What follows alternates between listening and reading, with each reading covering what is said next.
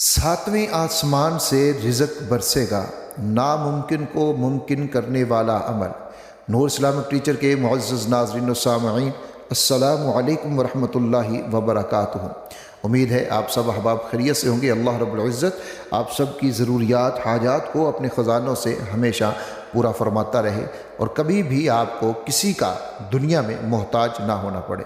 नाज़रीन इकराम, आज का अमल बड़ा ही मुबारक और बड़ा ही ज़बरदस्त, बड़ा ही पावरफुल ये अमल है और ये अमल रिज़्क़ के लिए भी है और उसके साथ साथ हर तरह के बंदिशें रुकावटें ख़त्म करके आपके लिए आसानियाँ पैदा करने वाला ये अमल है। ऐसे काम जो हमें नामुमकिन नज़र आते हैं, अगर आप ये अमल कर लेते हैं तो अल्लाह रब्बुल इज़्ज़त के फज़ल व करम के साथ वो तमाम काम मुमकिन हो जाएंगे इंशाअल्लाह ताला, क्योंकि करने वाला हमारा अल्लाह ही है। अल्लाह रब्बुल इज़्ज़त के हाथ में ही सारी ताकतें हैं, सारी कुदरतें हैं। वो जो चाहता है, जिस तरह चाहता है कर गुज़रता है। आपने देखा होगा, आपने सुना होगा या फिर आपने कुरान मजीद में पढ़ा भी होगा, तर्जुमा और तफसीर का अगर आप शगफ़ रखते हैं तो यकीनन पढ़ा होगा सैयदना यूसुफ़ अलैहिस्सलाम का वाक़या। किस तरह यूसुफ़ अलैहिस्सलाम को उनके वालिद मोहतरम हज़रत याक़ूब अलैहिस्सलाम से दूर कर दिया जाता है और कहाँ वो एक कुएँ के अंदर फेंके जाते हैं और फिर उसी कुएँ से उनको निकाला जाता है। फिर कहाँ वो अज़ीज़ मिस्र के महल में जा पहुँचते हैं। फिर उनके पास फिर उनको दावत मिलती है, गुनाह की दावत, लेकिन वो अल्लाह के नबी थे और वो अल्लाह रब्बुल इज़्ज़त की पनाह में आए और उस दावत से वो बच निकले और उन्होंने उस गुनाह की तरफ रुख नहीं किया, अपने आप को अल्लाह रब्बुल इज़्ज़त के सपुर्द कर दिया। अल्लाह रब्बुल इज़्ज़त ने हुक्म फरमाया कि मेरे यूसुफ़, तुम यहाँ से निकलो, जिस घर के अंदर, जिस मकान के अंदर हो, यहाँ से निकलो। मुफस्सिरीन इकराम ने लिखा है, जब वो वहाँ से निकलते हैं तो वही दरवाज़े जो उसने बंद कर रखे थे उस औरत ने और वही ताले जो उसने लगा रखे थे वो सब के सब टूटते हैं और वो गिरते हैं यूसुफ़ अलैहिस्सलाम के कदमों में। और फिर जब वो बाहर पहुँचती है, जब हज़रत यूसुफ़ अलैहिस्सलाम आते हैं और पीछे पीछे वो औरत भी है, दरवाज़े पे मुलाकात अज़ीज़ मिस्र से होती है, तो यहाँ वो अपना पैंतरा बदल देती है और यूसुफ़ अलैहिस्सलाम के ऊपर इल्ज़ाम तराशी कर देती है। अब यूसुफ़ अलैहिस्सलाम को जेल में भेज दिया जाता है। फिर ये एक लंबा किस्सा है, मैं मुख्तसरन ये अर्ज़ करूँ। फिर वहाँ से निकलते हैं और उनको मिस्र का तख्त मिल जाता है। क्या कभी आपने सोचा कि ये कैसे हो सकता है?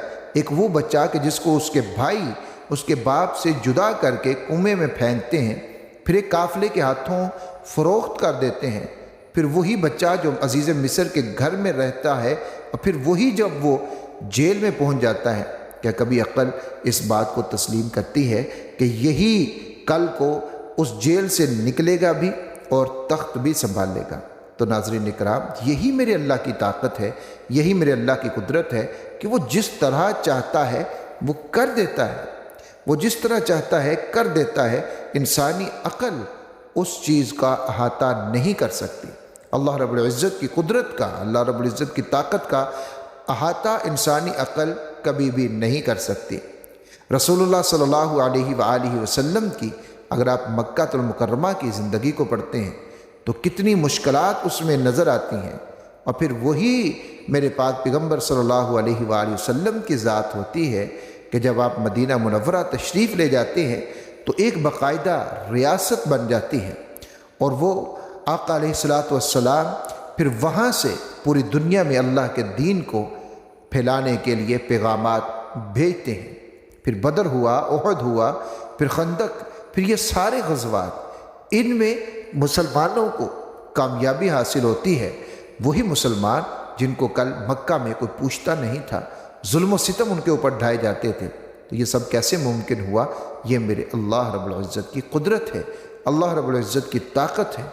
हज़रत ज़करिया अलैहिस्सलाम ने जब सैयदा मरियम के हुजरे के अंदर बेमौसमे फल रिज़्क़ वहाँ पर देखा था, दरवाज़ा बंद था और जिसको खोलने का अख्तियार सिर्फ हज़रत ज़करिया अलैहिस्सलाम के पास था, वही ज़करिया जब देखते हैं कि खोला मैंने है लेकिन यहाँ पर रिज़्क़ मौजूद है, कहाँ से आया? सैयदा मरियम कहती हैं क़ालत हुआ मिन इंदिल्लाह, कि ये अल्लाह की तरफ से आया है। تو حضرت زکریا علیہ السلام جب وہاں پر یہ معاملہ دیکھتے ہیں تو آپ اللہ رب العزت کے حضور دعا کے لیے ہاتھ اٹھاتے ہیں کہ میرے اللہ مجھے بھی اولاد عطا فرما دیجیے۔ اللہ رب العزت ان کو بشارت سناتے ہیں بیٹے کی، جس کا نام یحییٰ اللہ رب العزت کی طرف سے رکھا گیا۔ تو حضرت زکریا علیہ السلام حیران ہوتے ہیں کہ یہ کیسے ممکن ہوگا، میں بوڑھا ہوں، بیوی بانجھ ہے، کیسے ہوگا؟ تو فرشتہ کہتا ہے کہ یہ اللہ رب العزت کے فیصلے ہیں، وہ جو چاہتا ہے جس طرح چاہتا ہے وہ کر گزرتا ہے۔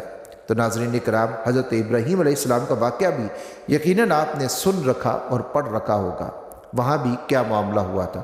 تو یہ ساری کی ساری میرے اللہ رب العزت کی قدرتیں ہیں، طاقتیں ہیں، بس ہمیں ان کے اوپر یقین کرنا ہے، ہمیں توکل کرنا ہے اللہ رب العزت کی ذات کے اوپر، پورا بھروسہ بنانا ہے۔ جب ہمارا یقین کامل ہو جائے گا اللہ رب العزت کی ذات کے اوپر، ہمارا بھروسہ توکل مضبوط ہو جائے گا، تو پھر بالکل اسی طرح ہوگا جس طرح حضرت زکریا نے ہاتھ اٹھائے بیٹا مل جاتا ہے، حضرت ابراہیم علیہ السلام نے ہاتھ اٹھائے بیٹا مل جاتا ہے۔ سیدہ مریم بند کمرے کے اندر اللہ رب العزت سے سوال کرتی ہیں تو اللہ رب العزت کے حضور سے ان کے لیے رزق کا انتظام ہو جاتا ہے۔ تو یہ کیسے؟ جب اللہ رب العزت کے اوپر توکل یقین کامل ہو تو پھر یہ معاملات ہوتے ہیں۔ اس لیے آپ بھی یہ عمل کیجئے، لیکن پورے یقین کے ساتھ اللہ رب العزت کی ذات کے اوپر پورا توکل کرتے ہوئے کریں گے تو انشاءاللہ تعالیٰ آپ کو بھی ضرور کامیابی ہوگی۔ تو رزق کے جتنے معاملات ہیں یا کوئی بھی آپ کا کام ہے جو ناممکن ہے اور آپ سمجھتے ہیں کہ یہ کام ہونا بہت ضروری ہے، تو اس کے لیے آپ یہ عمل کر سکتے ہیں۔ عمل کو دیکھ لیجئے، اس سے پہلے ایک گزارش ضرور کروں گا کہ ہمارے چینل کو سبسکرائب ضرور کر لیجئے تاکہ اس طرح کی مفید ویڈیوز آپ تک پہنچتی رہیں۔ صبح و شام استغفار اور درود شریف کی ایک تسبیح آپ نے کرنی ہے۔ استغفار اور درود شریف کی ایک تسبیح آپ نے صبح و شام کرنی ہے۔ استغفار کے کوئی بھی کلمات جو آپ کو یاد ہیں، استغفر اللہ الذی لا الہ الا هو الحی القیوم واتوب الیہ، استغفر اللہ ربی من کل ذنب واتوب الیہ، استغفر اللہ ربی، یعنی جو بھی کلمات آپ کو آسان لگتے ہیں اور آپ ان کو پڑھ سکتے ہیں، ان کلمات سے آپ نے استغفار کرنا ہے۔ اور درود شریف بھی اسی طرح جو بھی آپ کو یاد ہے، درود ابراہیمی بھی پڑھ سکتے ہیں، صلی اللہ تعالی علی محمد بھی پڑھ سکتے ہیں، صلی اللہ علیہ وآلہ وسلم بھی پڑھ سکتے ہیں، صلی اللہ علی محمد صلی اللہ علیہ وآلہ وسلم بھی پڑھ سکتے ہیں، اللہم صلی علی محمد وعلی آلہ وبارک وسلم بھی پڑھ سکتے ہیں۔ یعنی جو بھی درود شریف آپ کو یاد ہے، آسان لگتا ہے، آپ پڑھ سکتے ہیں آسانی سے، ایک تسبیح آپ نے وہ بھی کرنی ہے۔ صبح و شام استغفار اور ایک تسبیح درود شریف، یہ آپ نے دونوں تسبیحات صبح و شام ضرور کرنی ہے۔